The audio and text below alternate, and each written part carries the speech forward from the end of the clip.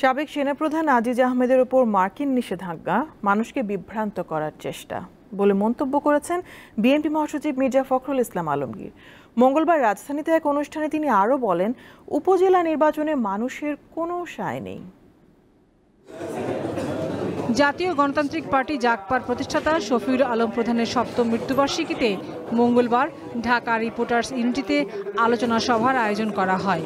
বিষয়বস্তু ছিল গণতন্ত্র প্রতিষ্ঠা, স্বাধীনতা, সার্বভৌমত্ব সুরক্ষা ও ভারতীয় আধিপত্যবাদ বিরোধী আন্দোলনে শফিউল আলম প্রধানের ভূমিকা।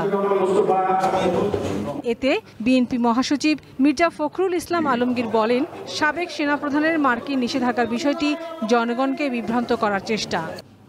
অনেকে খুশি হবে যে আপনার আজিজের স্যাংশন এসছে।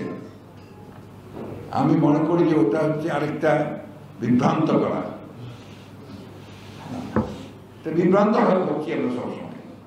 উপজেলা নির্বাচন প্রসঙ্গে তিনি বলেন, গত 15-16 বছরে দেশের মানুষ আওয়ামী লীগের ওপর আস্থা হারিয়েছে, তাই উপজেলা নির্বাচনে নিজেরাই সংঘর্ষে জড়িয়েছে। উপজেলা নির্বাচন করছে, দেখেছেন তো আপনারা তারা এখন কিভাবে নিজেরা লড়াই করছেন, কিভাবে একইভাবে আপনার ভোট নিয়ে যাওয়ার চেষ্টা করছে।